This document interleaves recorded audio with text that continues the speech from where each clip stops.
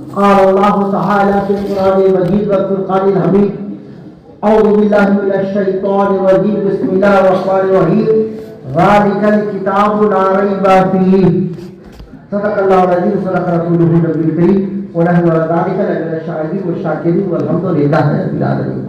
حضرات، میں نے ابھی قرآن کریم میں سے جس مختصر کی آیت کی تلاوت کا شرف حاصل کیا اس پر کچھ گفتگو کرنے سے پہلے میں ضروری سمجھتا ہوں کہ حضرات اہل سنت والجماعت کے طریقے کے مطابق سب سے پہلے اسی تعلیم القرآن کانفرنس کے شامیانے تلے بیٹھے بیٹھے گنبد خضرا کی جانب مولانا کو بھیک دینے والے داتا ہوا تھا انیس الغریبین مراد المشتاقین جان عالمی طہاب یاسین علی سے بے نصار پیارا سے اللہ فخر رسولہ مالکی نواز سیاہ لامکہ محمد ربی الخدا بارگاہ جنت پناہ میں درود و سلام کی دالیہ اشار فرمائے پڑھے دو اسی پاہد برد اللہم صلی اللہ سیدنا شفیعنا نبی جناب مولانا محمد باری صلی اللہ تحیب و تربار اسلیہ صلاة و سلام علیہ یا رسول اللہ صلی اللہ علیہ وسلم۔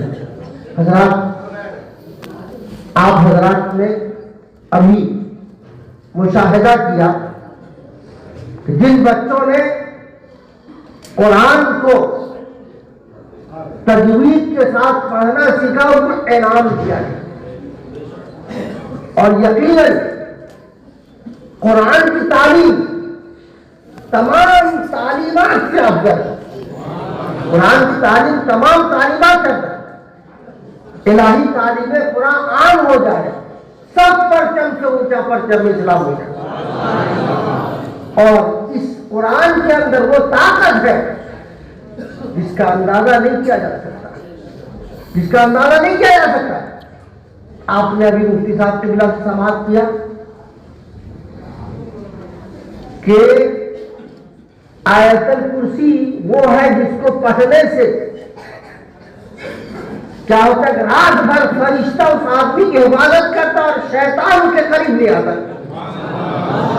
یہ کسی اور دوسری کتاب میں یہ بات پائی نہیں جاتی کہ اس کتاب کو پڑھ لینے جیسا ہوگا۔ یہ قرآن ہی ہے، قرآن ہی ہے۔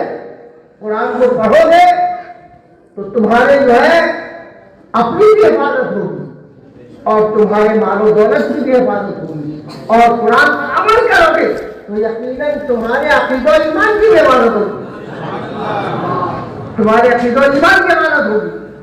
اور اسی وجہ سے سرکار مجاہدین رحمت الرحمان نے جگہ جگہ مدرسہ کھولا اور ارشاد فرمایا کہ اگر مستقل تبلیغ کرنا چاہتے ہو تو مدرسہ قائم کرو۔ تقریروں سے بھی تبلیغ ہوتی ہے لیکن وقتی تبلیغ ہوتی ہے، جہاں مدرسہ قائم ہو جاتا ہے وہاں جو ہے مستقل تبلیغ ہوا کرتی ہے، وہاں مستقل تبلیغ ہوا کرتی ہے۔ اور یقیناً یہاں کے صدر، سیکرٹری اور کمیٹی کے ممبران قابل مبارکباد ہے کہ ان لوگوں نے اپنی محنتوں پر شکست سے ان چھوٹے چھوٹے بچوں کو صحیح قرآن پڑھنے کا طریقہ جو ہے استاد کے ذریعہ بتوایا، استاد کے ذریعہ جو ہے صحیح طریقہ ان کو سکھایا۔ یقیناً یہ قرآن وہ کتاب ہے جو دنیا میں سب سے زیادہ پڑھی جانے والی کتاب ہے، سب سے زیادہ پڑھی جانے والی کتاب ہے، اور اس قرآن میں وہ برکت ہے جس کا اندازہ نہیں کیا جا سکتا، جس کا اندازہ نہیں کیا جا سکتا ہے۔ اور قرآن اگر آدمی پڑھتا ہے تو قرآن کو سماعت کرنے کے لیے فرشتے تشریف لاتے ہیں، فرشتے تشریف لاتے ہیں۔ ایک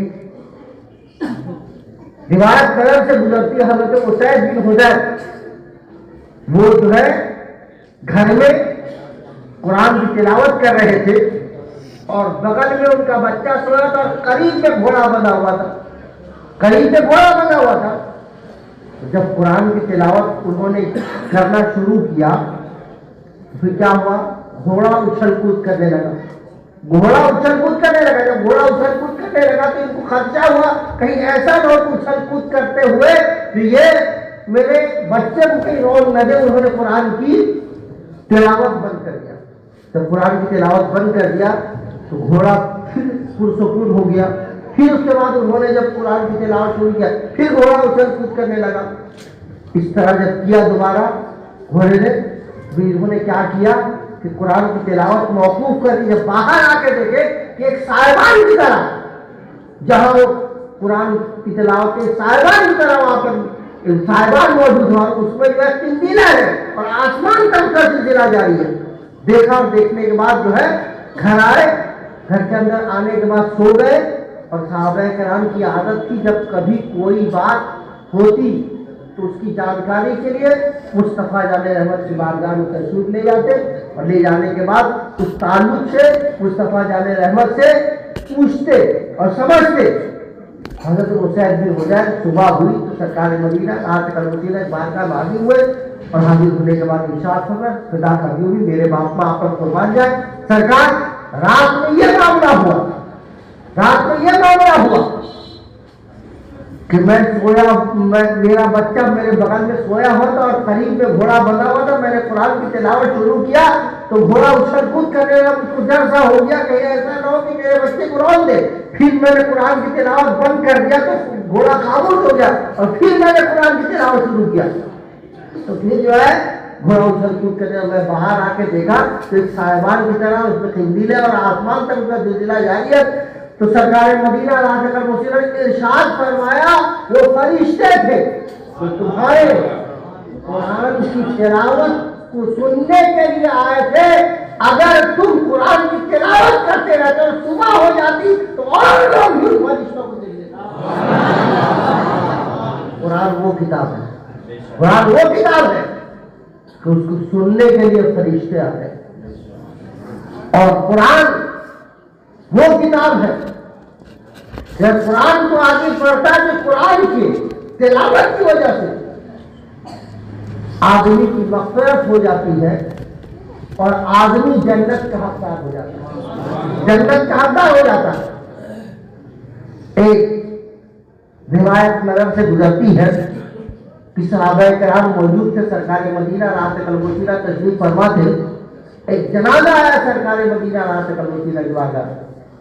جنازہ آیا تو حضور غیبدان نبی تھے، غیبدان نبی تھے. تو پوچھا کہ اس کے اوپر کوئی قرض تھا کیا؟ تو لوگوں نے کہا ہاں اس کے اوپر 4 درہم قرض تھا، یہ ادا کیے بغیر مر گیا. جب یہ کہا لوگوں نے سرکار مدینہ رات کل مدینہ نے ارشاد پر جس کے اوپر 4 درہم قرض ہو اور وہ ادا کیے ہوئے بغیر اگر اس کا انتقال ہو جائے، اگر وہ مر جائے تو پھر میں اس کی نماز جنازہ نہیں پڑھاؤں گا. سرکار نے منع فرمایا اور اللہ کے حکم سے جبریل امین انسانی شکل میں سرکار مدینہ رات کل مدینہ کی بارگاہ میں حاضر ہوئے. حاضر ہونے کے بعد ارشاد فرمایا اللہ تعالیٰ آپ کو سلام کہتا ہے، اللہ تعالیٰ آپ کو سلام کہتا ہے. پھر اس کے بعد جبریل امین نے کہا اللہ تعالیٰ نے مجھ کو انسانی شکل میں اس لیے بھیجا ہے کہ وہ 4 دینار قرض جو ہے میں ادا کر دوں گا. آپ اس کی نماز جنازہ پڑھائیے اور آپ اس کی نماز جنازہ پڑھیں. جو بھی اس کی نماز جنازہ پڑھے گا وہ جنتی ہے، جو بھی اس کی نماز جنازہ پڑھے گا جنتی ہوگا. تو سرکار مدینہ رات کل اس کا سب کچھ معلوم ہے، غیبدان نبی ہے، لیکن سرکار مدینہ رات کل مدینہ کا ہر عمل امت کی تعلیم کے لیے ہوا. امت جانے اس میں حکمت کیا ہے، امت کو معلوم ہو اس میں حکمت کیا ہے. اس ساری شکلیں جبریل امین آئے تھے. تو سرکار مدینہ رات کل مدینہ نے جبریل امین کو سوال کیا اخیر اس کی اس بلندی اور یہ بلند مقام کی وجہ کیا ہے، کس وجہ سے اس کا مرتبہ اتنا بلند ہوا؟ تو جبریل امین نے فرمایا کہ روزانہ 100 مرتبہ قل هو اللہ شریف پڑھا کرتا، 100 مرتبہ قل هو اللہ شریف پڑھا کرتا تھا. اس لیے یہ مغفور ہے، اس لیے مغفور ہے۔ پھر جبریل امین نے ارشاد فرمایا کہ اللہ تعالیٰ نے فرمایا کہ آپ کی امت کا کوئی بھی شخص خلوص الہیت کے ساتھ زندگی بھر میں اگر ایک بار خلوص الہیت کے ساتھ، اخلاص کے ساتھ ایک بار بھی سورہ اخلاص اگر پڑھ لے گا تو اس وقت تک موت کا منہ نہیں دیکھے گا کہ جب تک کہ وہ اپنا ٹھکانہ جنت پہ نہ ہوگا۔ یہ قرآن ہی کا اعجاز ہے، قرآن ہی کا اعجاز ہے۔ اور قل ہو اللہ کی بات آ گئی ہے، ایک واقعہ مجھ کو یاد آ رہا ہے کہ حضرت ابن عربی ایک راستے سے گزر رہے تھے، قبرستان راستے میں پڑھنے کے بعد قبرستان میں رکے، اور رکنے کے بعد فاتحہ پڑھی، اور فاتحہ پڑھنے کا ذرا سی غنودگی چھائی، کیا دیکھا کہ قبرستان کے مردے ٹوٹ کر جا کر کچھ لے رہے، گول گول کھڑے ہو کر کچھ لے رہے۔ تو ابن عربی نے پوچھا اقامت القیامت، کیا قیامت قائم ہو گئی؟ کیا قیامت قائم ہو گئی؟ قیامت قائم نہیں ہوئی، اسی راستے سے آپ سے پہلے 1 سال پہلے ایک شخص گزرا تھا جس نے 3 بار سورہ اخلاص پڑھا، اور پڑھنے کے بعد اس کا ثواب اس قبرستان کے سارے مردوں کے اوپر بخش دیا، اور بخش دیا 1 سال سے ہم وہی جو ثواب ہے اسی کو ہم لوگ حاصل کرتے ہیں 1 سال۔ جب سورہ اخلاص کے ثواب کا یہ عالم پورے قرآن کے ثواب کا کون اندازہ، یہ قرآن کے ثواب کا کون اندازہ کر سکتا ہے؟ لہٰذا قرآن شریف پڑھیے کہ وہ کتاب ہے جو دنیا اور آخرت کے لیے آپ کا سرمایہ بنتا ہوا نظر آئے گا، دنیا اور آخرت کے لیے سرمایہ بنتا ہوا نظر آئے گا۔ اور اپنے بچوں کو قرآن کی تعلیم دلائیے، اور اس سے اچھا موقع نہیں ملے گا۔ اس وقت جو ہے قرآن کے صحیح مخرج کے ساتھ تعلیم جو جاری ہے اس میں آپ لوگوں کا تعاون بہت ضروری ہے، آپ لوگوں کا تعاون بہت ضروری ہے۔ آپ لوگ اگر اپنے بچے کو بھیجیے گا تبھی تو مکتب چلے گا، نہیں بھیجیے گا کیسے مکتب ہے؟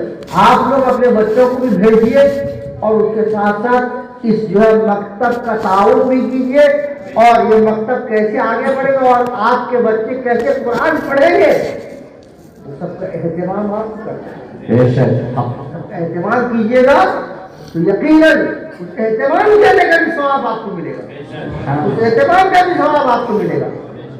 لہذا کیسے یہ مکتب چلتا رہے اور آج کے بچے صحیح مخرج کے ساتھ قرآن کی تعلیم حاصل کرتے رہے، وہ بات آپ جو ہے ضرور خیال رکھیے۔ اور یہی سرکار مجاہد ملت چاہتے تھے، یقیناً سرکار مجاہد ملت روح بھی خوش ہوگی، مکتب مجاہد ملت ہے، مجاہد ملت جو ہے منصوبہ سرکار مجاہد ملت روح خوش ہوگی، اور یقیناً دنیا و آخرت میں آپ کا بھلا ہوتا ہوا نظر آئے گا۔ میں نے انسان کلمت کی تلاوت میں شرما دی کہ رب جلی کی ارشاد فرماتا ہے ذالک الکتاب لا ریب فیہ، یہ وہ کتاب ہے جس میں کسی شک اور شبہ کی گنجائش نہیں۔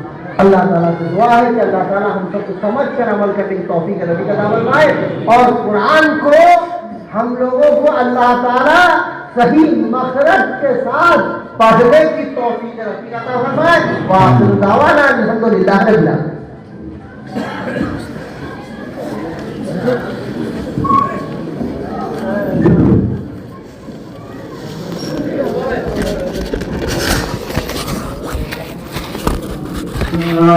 یا حبیب